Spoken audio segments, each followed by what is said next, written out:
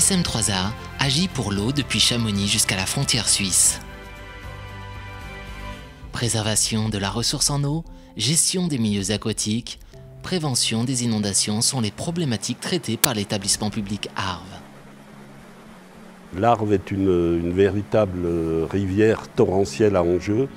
Donc il faut savoir que le SM3A, depuis de très longues années, a été de réaliser beaucoup de travaux pour protéger les habitants d'abord, pour protéger les industries, puisqu'ici nous sommes dans une véritable zone à Angers. Donc c'est ici que les premiers travaux ont commencé.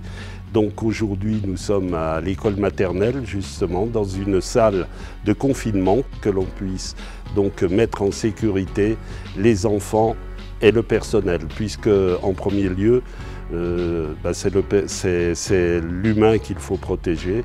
Et après, il y a aussi toutes les industries qui représentent quand même aussi beaucoup de salariés.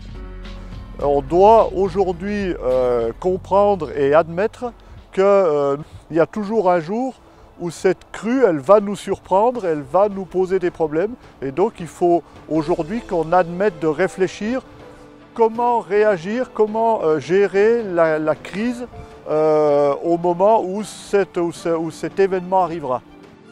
On a besoin maintenant de rentrer plus dans le détail et de voir comment dans une entreprise comme on a à côté de nous, dans des maisons comme on peut avoir un petit peu à Laval ou dans l'école du village ici à Maglan, comment on va pouvoir réagir, s'attendre à ce que cette crue arrive un jour. Voilà, on peut pas dire qu'elle n'arrivera jamais.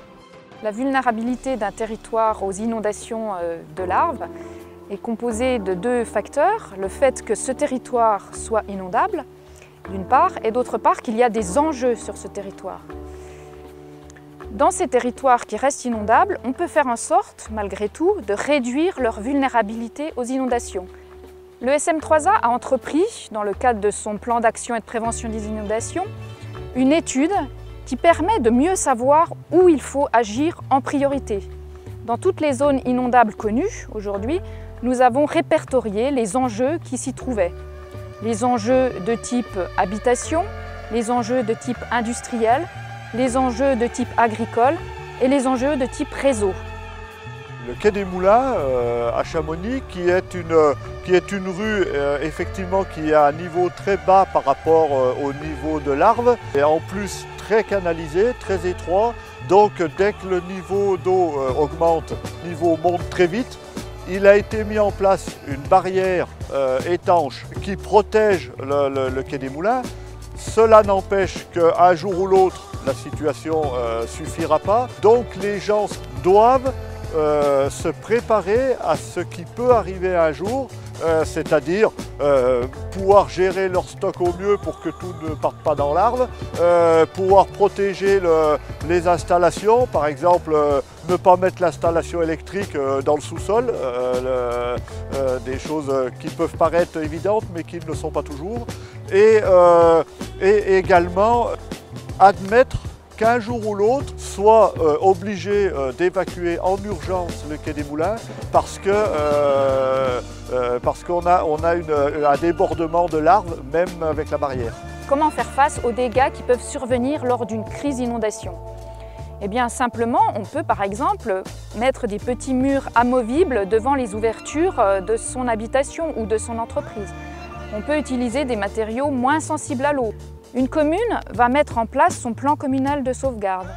Une entreprise va mettre en place son plan de mise en sécurité, son plan de continuité d'activité.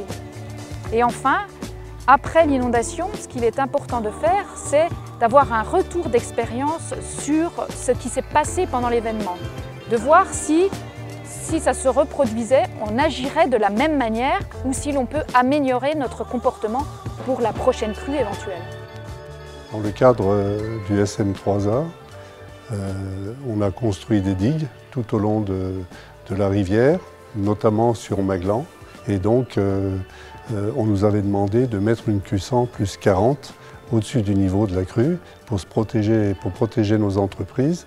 Et nous, on a fait une construction à Q plus 70. Le plus important pour nous, c'est d'abord de protéger notre personnel, Dans le cadre d'ailleurs de l'ISO 14001, nous devons prévoir un plan de repli de notre personnel en cas d'incendie ou d'inondation. On doit également prévoir un plan de livraison pour nos clients et de redémarrage d'activité. Chacun doit se sentir responsable de ce qui peut arriver et ne pas compter que sur la collectivité pour tout faire. La collectivité, elle fait toujours ce qu'elle a à faire, mais elle ne peut pas tout faire. Et cela revient beaucoup aux particuliers, hein, comme je l'ai déjà dit, qu'ils soient entreprises, qu'ils soient privés, donc aussi de prendre la mesure de ce qui peut arriver.